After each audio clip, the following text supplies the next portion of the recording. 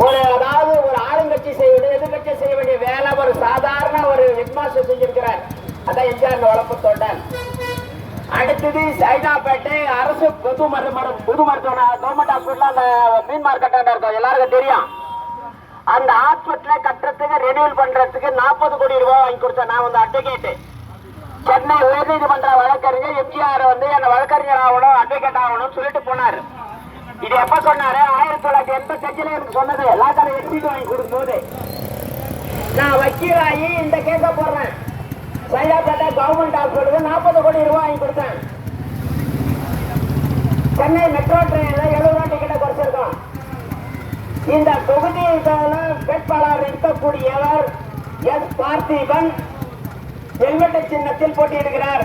எம்ஜிஆர் மக்கள் கட்சியின் சார்பாக நாங்கள் அவருடைய மக்கள் பணியை பார்த்து இங்கே வேட்பாளரை நியமித்தோம். இவர் சாதாரண ஒரு இட்லி கடை வச்சிருக்காரு.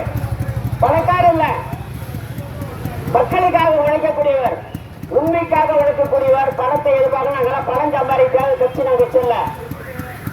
பணம் சம்பாதிக்காக எம்ஜிஆர் மக்கள் கட்சி இல்ல, மக்கள் பணியை செய்யறதுக்கு தான் இந்த கட்சி. அவருக்கு பார்த்திபன் அவருக்கு நாங்க வேட்பாளராக கொடுத்து இந்த சட்டமன்றத்தை நிக்க வச்சிருக்கிறோம்.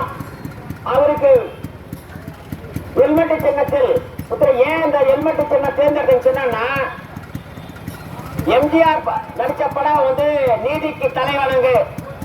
அதெல்லாம் வந்து எம்ஜிஆர் வந்து பைக் ரேஸ்ல போவாரு. அப்ப தலைக்கு ஹெல்மெட் போட்டிருப்பாரு. நீங்க கூகுள்ல போட்டா பார்க்கலாம். நீதிக்கு தலைவணங்கு எம்ஜிஆர் பைக் போட்டீங்கன்னா ஆட்டோமேட்டிக்கா எம்ஜிஆர் அந்த ஹெல்மெட் போட்டுருவாரு. படத்துல ஹெல்மெட் போட்டிருப்பாரு.